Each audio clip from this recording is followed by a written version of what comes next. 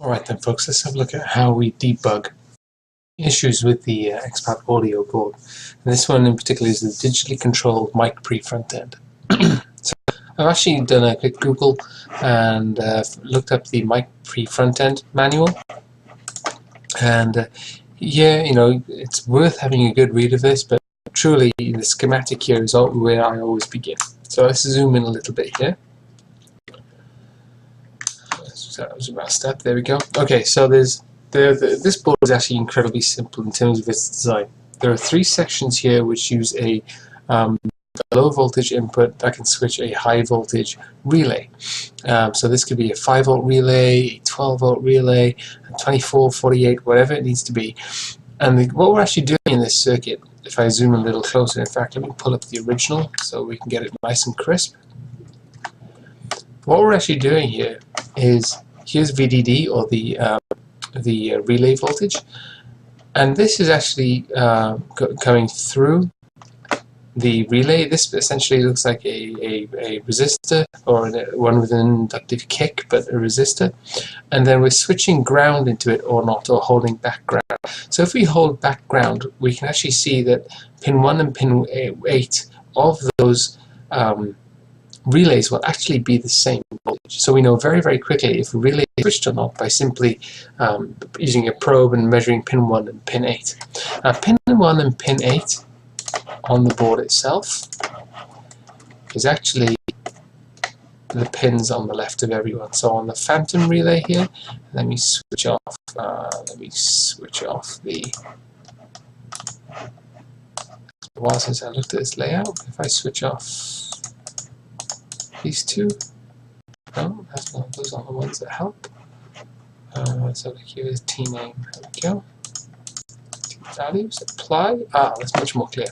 Okay, so if the board is powered up as far as you're concerned, and you probe and you don't have any of the voltages on, so if all you put into it is relay V in and digital ground, you'll be able to measure relay V in between here and digital ground. Zoom in a little bit more between here and digital ground, and you should be able to measure the same voltage here and here, because this particular transistor is not conducting the signal to ground. Now, if you bring in 3.3 or 5 volts into this point here, this is phantom control coming in, then that should create enough current through here to switch this transistor on and short that short that phantom relay down to ground, and you should hear a click at that point. The same goes for this pad transistor. Again, pin 1, pin 8, and if we scroll down a little bit more, same polarity, pin 1, pin 8. Now each of these transistors, I think I can pull up here. Let's generate the. Where are we here? Draw, and how do I refresh? It's been a while. Redraw, that's it.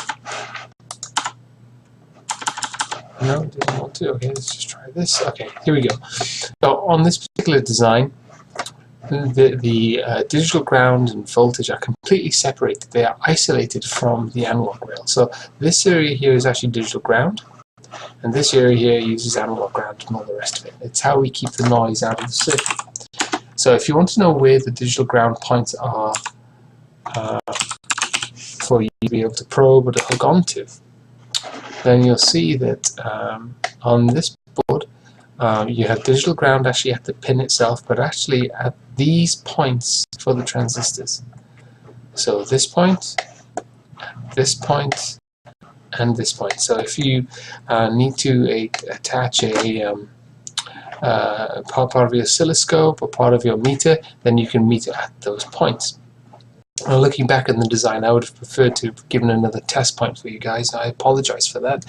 But worst case, you can scratch off a little bit of the solder mask and solder directly to the sheet of copper there is. That may be a little difficult. It might be much easier to simply use this point here as your reference.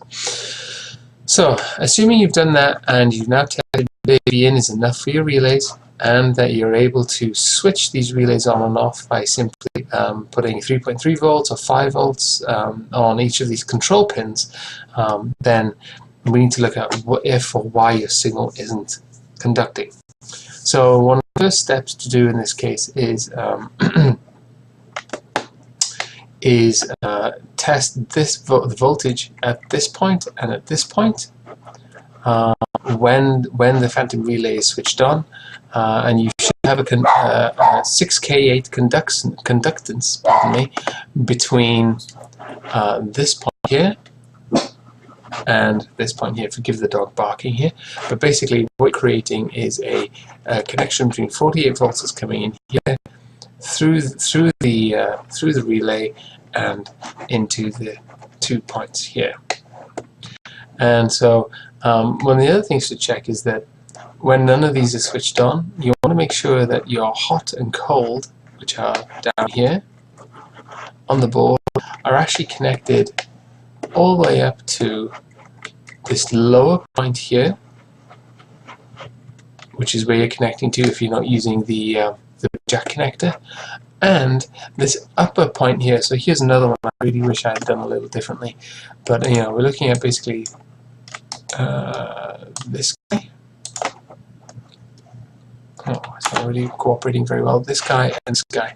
So you should be connecting your hot to that, and your grounds to the other points. Okay, so I think I'm pretty happy with that so far. Let's, if you do have any other questions, you're more than welcome to contact me here on the channel, or directly at questions@expat.com by email. The other thing I was going to say is check that you have your transistors the right way around, and that they are actually connected in the correct collect base emitter orientation. All right, thanks again.